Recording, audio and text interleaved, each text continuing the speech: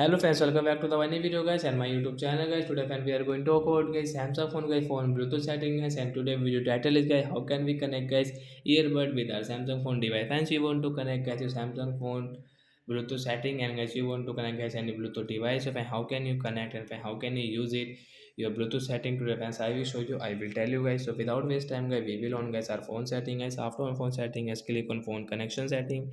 As you can see Bluetooth setting, we will tap here. So first of all guys, we will take out guys our earbuds. So friends, take out guys your earbud first of all guys.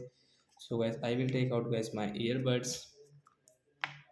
So guys, you want to connect guys one, so guys we will take one guys, you want to connect both of. So guys, take out your both of earbuds. Then guys, we will turn on guys our Bluetooth. After on guys, we will refresh it guys. After refresh guys, you can see guys your earbuds name. So guys, tap on your earbud to connect guys. Friends, you can see notification guys, tap here right side icon to connect. Then guys, you can see connected for calls and audio. 100% battery guys, we can check as battery percent also. So like guys, we can connect guys, and we can use while listening song, watching cartoons, we can use it. So bye guys.